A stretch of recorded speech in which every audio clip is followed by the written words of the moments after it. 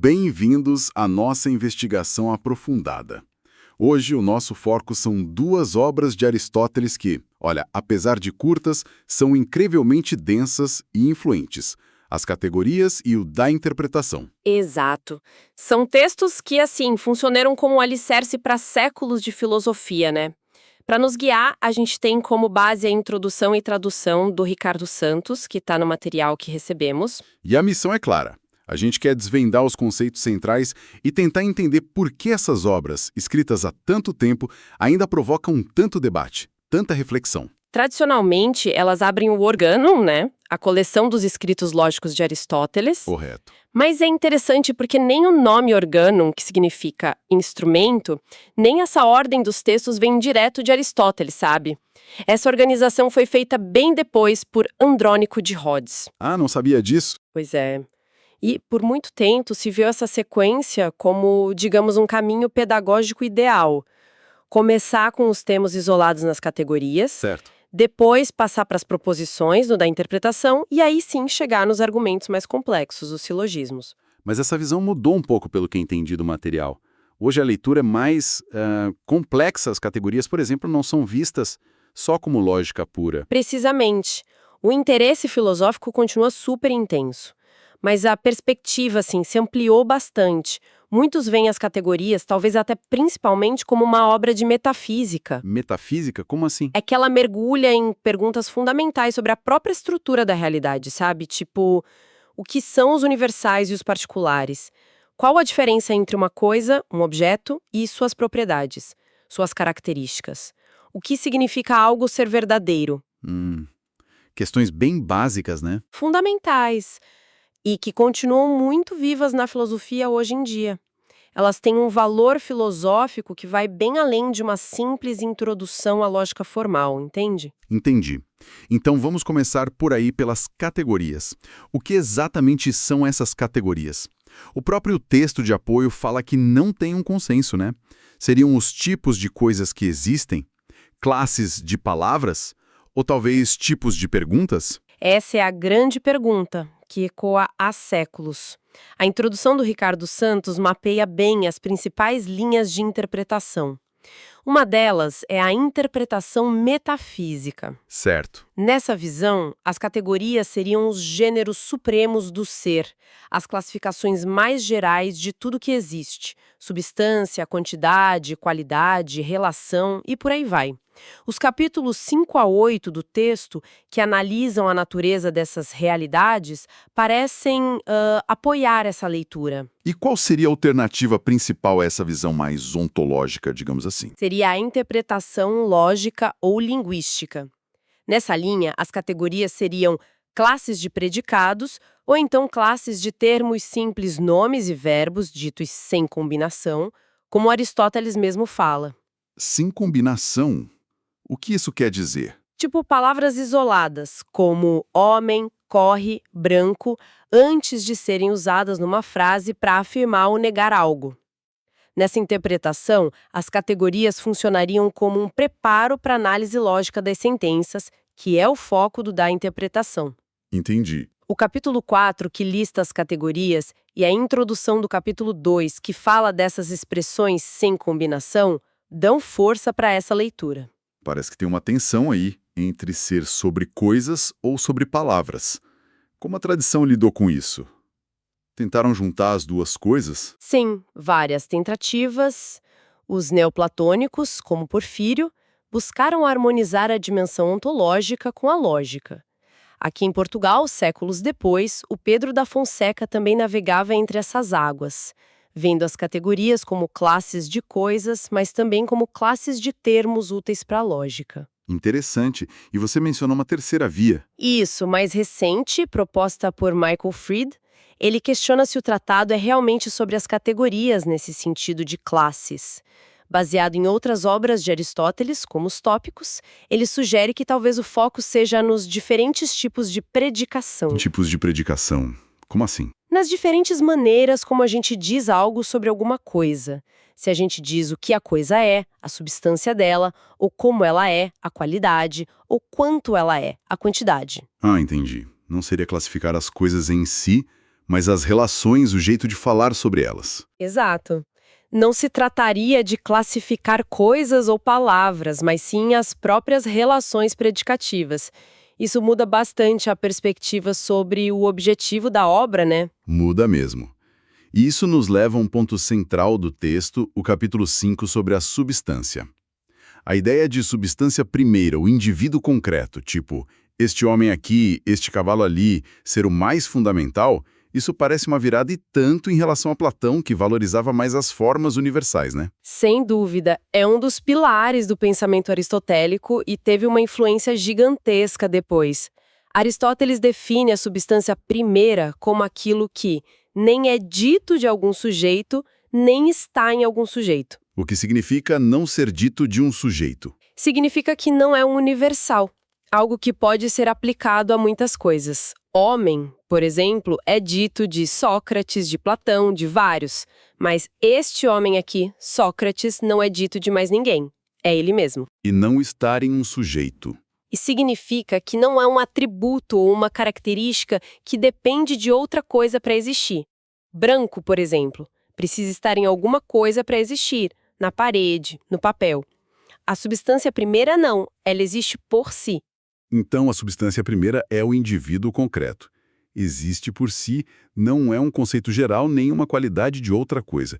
E as substâncias segundas, o que são? São as espécies como homem, cavalo e os gêneros como animal, aos quais as substâncias primeiras pertencem. Elas também são chamadas substâncias, mas de forma secundária derivada. A espécie, por estar mais próxima do indivíduo, é considerada mais substância que o gênero. Faz sentido.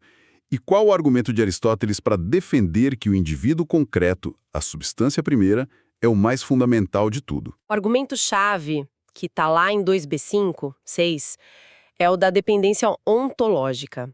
Ele diz basicamente que tudo mais, as substâncias segundas, os universais como o homem e os acidentes, as qualidades, quantidades, etc., ou é dito da substância primeira ou está nela.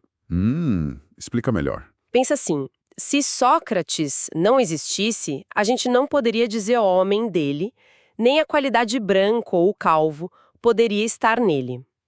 Então a conclusão é forte. Sem os indivíduos concretos, nada mais poderia existir.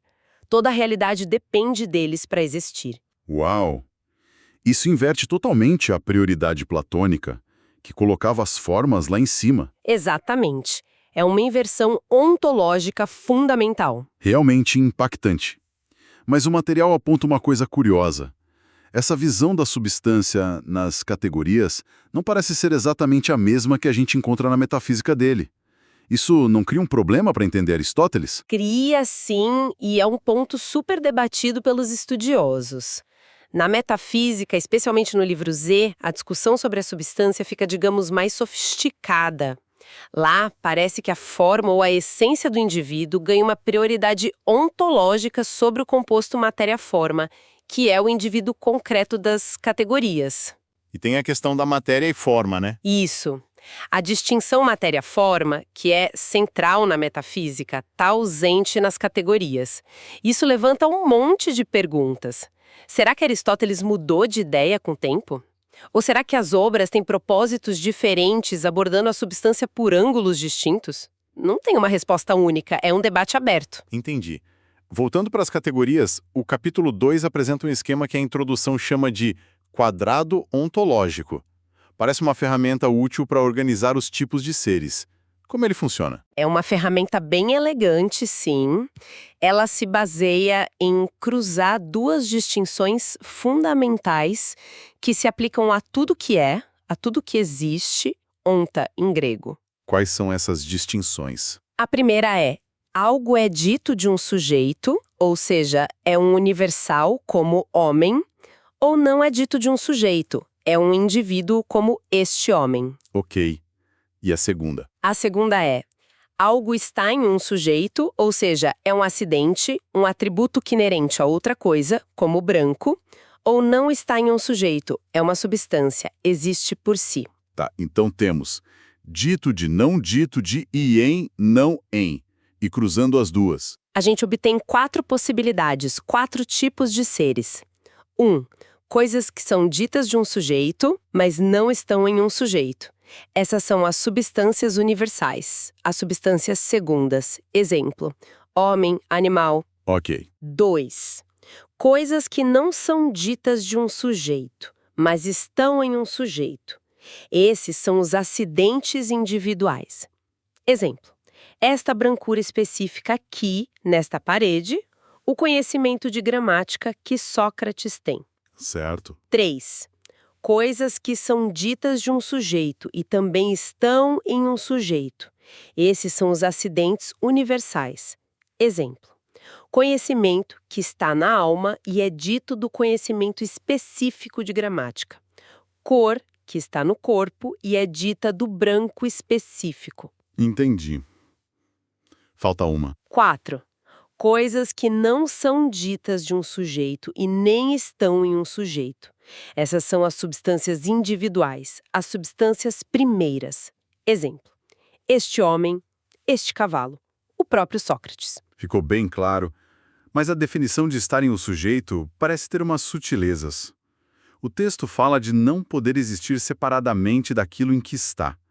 Isso leva a debates tipo sobre os tropos. O que são tropos? Exato, essa condição de inseparabilidade levanta essa questão. Seriam os acidentes individuais, como a brancura desta folha específica, o que filósofos mais recentes chamam de tropos. Tropos seriam instâncias únicas, irrepetíveis, de propriedades. Se a brancura específica desta folha não pode existir em nenhuma outra, seria um tropo. Parece fazer sentido. É uma interpretação possível, mas é complexa, porque outras passagens parecem sugerir que acidentes universais como cor ou conhecimento podem estar em substâncias individuais. Isso complica um pouco a leitura dos acidentes individuais como sendo estritamente únicos e inseparáveis. É um ponto bem fino da interpretação, sabe? Complicado mesmo. Além da substância, o capítulo 4 lista as outras categorias: quantidade, qualidade, relação, lugar, tempo, posição, posse, ação, paixão. Uma lista longa. O material destaca alguma análise específica delas nos capítulos seguintes? Sim, a introdução dá um foco em algumas discussões importantes que Aristóteles faz. Como, por exemplo, Por exemplo, na quantidade, capítulo 6. Ele distingue a quantidade discreta, que tem partes sem um limite comum entre elas, tipo número ou discurso falado, da contínua, que tem partes com limite comum. Linha, superfície, o tempo, o lugar. Ele também debate se a quantidade admite contrário, geralmente não, ou graus de mais e menos, não para quantidades definidas, tipo 2 metros não é mais ou menos 2 metros. e a qualidade? A qualidade, capítulo 8, tem uma análise bem rica. Aristóteles lista 4 tipos principais. 1. Estado, como conhecimento, virtude, e disposição, como saúde, calor mais fácil de mudar. 2. Capacidade ou incapacidade natural, ser bom corredor, ser saudável. 3. Qualidades afetivas e afeições, doçura, amargor, calor, frio, cores que aparecem na vergonha ou medo. 4. Figura e forma exterior das coisas. E qual a função da qualidade? É pela qualidade que a gente diz que as coisas são semelhantes ou dissemelhantes. Mas aí surge uma complexidade. Algumas qualidades, como conhecimento, que é um estado, parecem também ser relativas, conhecimento de algo, o que desafia um pouco a nitidez das fronteiras entre as categorias. Entendi. E a relação? A relação, capítulo 7, é caracterizada pela reciprocidade. O dobro é dobro de uma metade e a metade é metade de um dobro. O senhor é senhor de um escravo e o escravo é escravo de um senhor. Ele discute a questão da simultaneidade. Geralmente, os relativos existem ao mesmo tempo, mas ele nota uma exceção aparente. O objeto conhecido pode existir antes do conhecimento que temos dele. E qual a grande dificuldade que ele encontra com a relação? A dificuldade maior surge com partes de substâncias, tipo a cabeça ou a mão. Elas parecem relativas, cabeça de X, mão de Y, mas Aristóteles quer classificá-las como substâncias ou partes de substâncias. Isso o força a refinar o critério inicial para relativo, só é genuinamente relativo aquilo cujo ser consiste essencialmente em se relacionar com outra coisa, o que talvez não seja o caso da mão em si mesma, entende? Acho que sim. É uma ginástica conceitual, né? Totalmente. E sobre a estrutura da obra em si? O material menciona dúvidas sobre os capítulos finais, os pós-predicamentos, e até sobre o título categorias. É verdade. O que dizem sobre isso? Sim, a introdução aborda isso. Existe um debate antigo se esses capítulos finais, do 10 ao 15, que falam sobre oposição, prioridade, simultaneidade, mudança, ter, posse, se eles faziam parte do plano original da obra ou se foram adicionados depois, talvez por outra pessoa ou pelo próprio Aristóteles em outro momento. E o título? Também não temos certeza se o título categorias é original de Aristóteles. Algumas fontes antigas mencionam um título alternativo, pro-ton topicon, que significa algo como antes dos tópicos. Antes dos tópicos. Isso sugere o quê? Sugere talvez uma função preparatória para outra obra importante de Aristóteles, os Tópicos, que trata da dialética e dos métodos de argumentação. Essas incertezas sobre a unidade dos capítulos e sobre o título original estão diretamente ligadas à dificuldade que a gente já falou. Qual era, afinal, o objetivo central de Aristóteles ao escrever esse texto?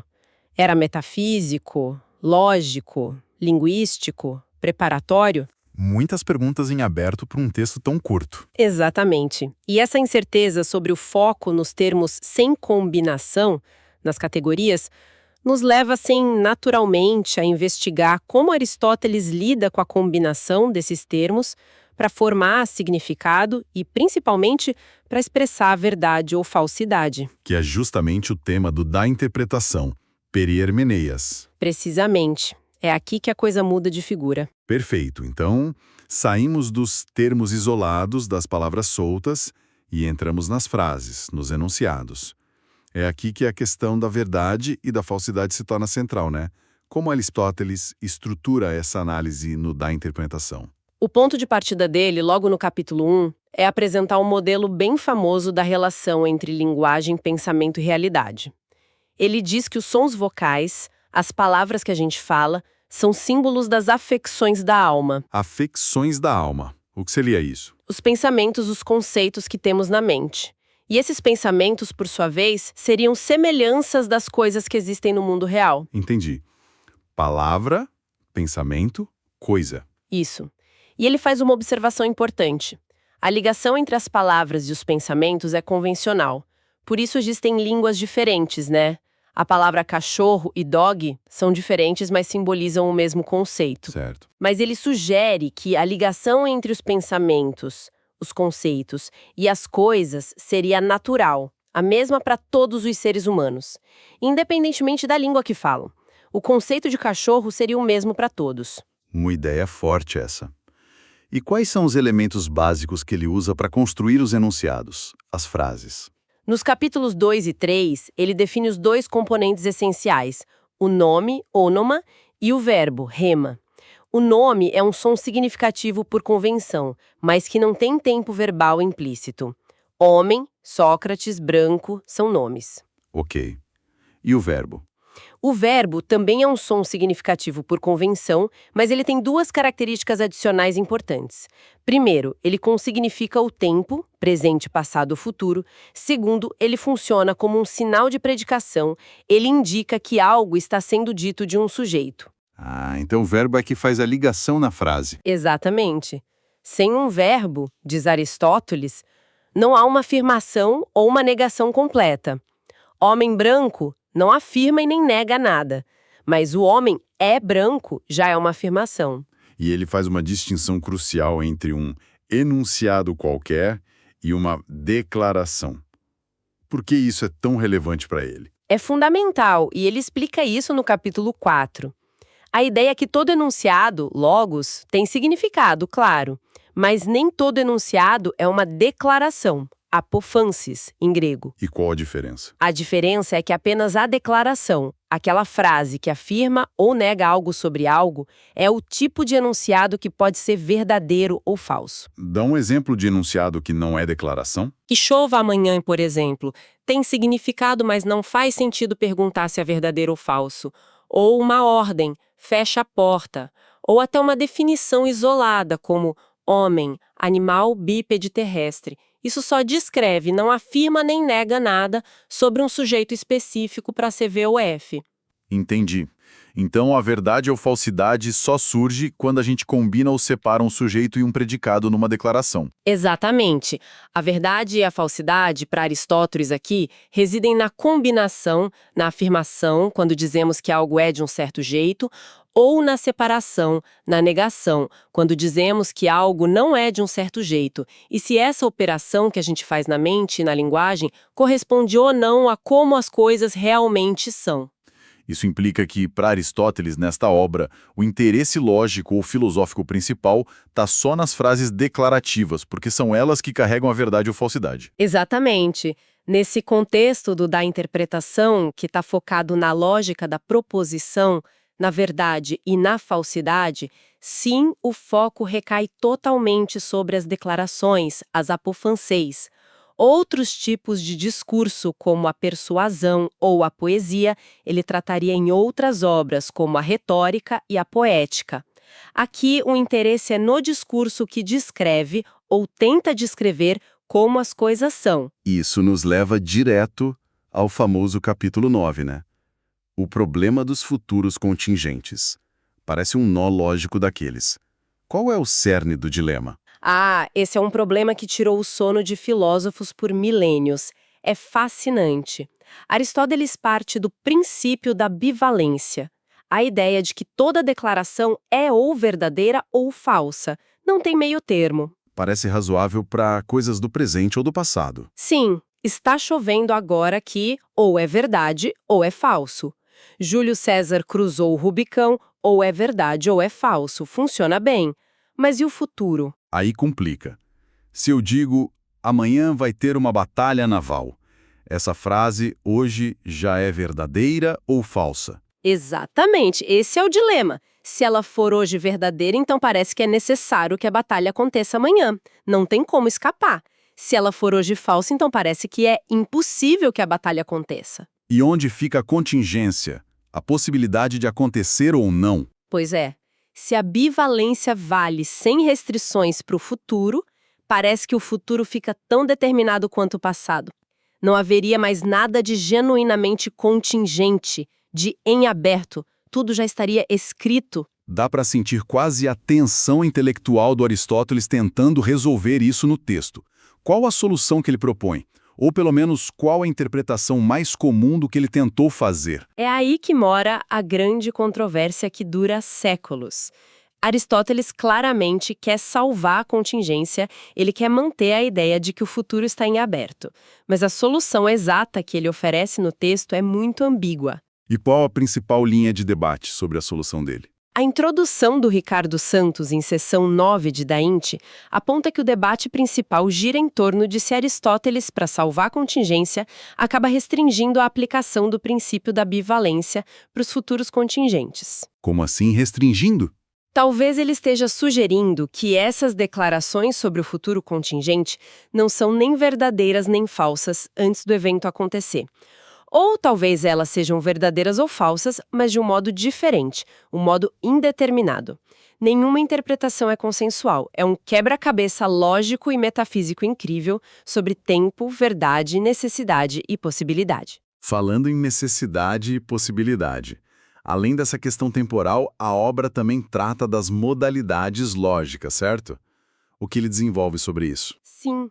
Nos capítulos finais 12 e 13, ele mergulha nas relações lógicas entre enunciados modais, ou seja, aqueles que afirmam ou negam que algo é possível, impossível, necessário ou contingente, que ele às vezes chama de não necessário. Ele mapeia as implicações e as oposições entre essas afirmações modais. Tipo, se algo é necessário, então é possível. Essas coisas. Exatamente. Ele constrói um quadro mostrando essas relações. Por exemplo, é necessário ser implica é possível ser, mas não o contrário.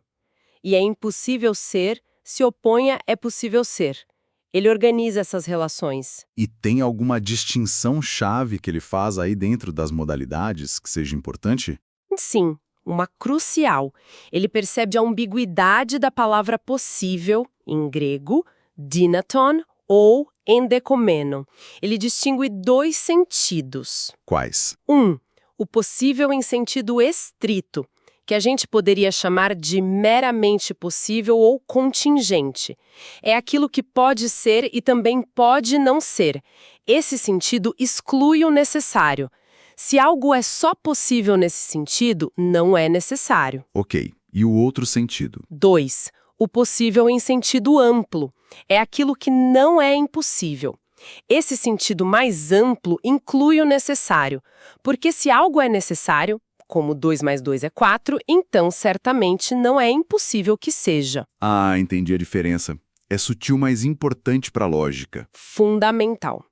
Essa distinção é essencial para ele conseguir organizar corretamente o quadro das relações lógicas modais que ele apresenta, mostrando como necessidade, possibilidade, nos dois sentidos, impossibilidade e contingência se interligam e se opõem de maneira coerente. Claro que são textos curtos, sim, mas de uma densidade e de um alcance absurdos. Qual seria, então, pensando no geral, o grande legado dessas duas obras, o Categorias e o da Interpretação, com base no que a gente explorou aqui? Olha, o material que a gente analisou confirma.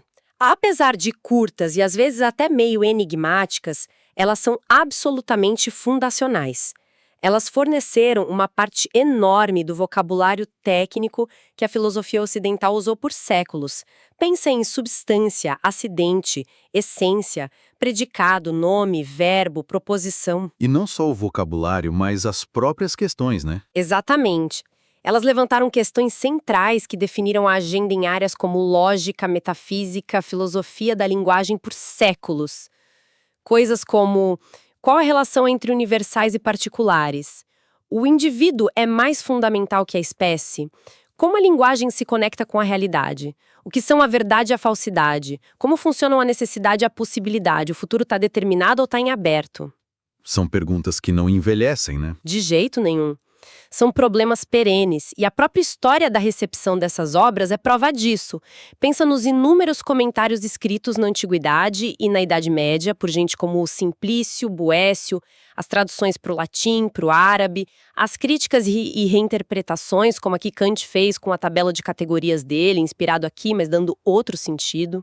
É verdade. O impacto foi colossal. E o fato de a gente estar aqui hoje discutindo uma tradução e introdução recentes como a do Ricardo Santos mostra que o estudo e o debate continuam intensos.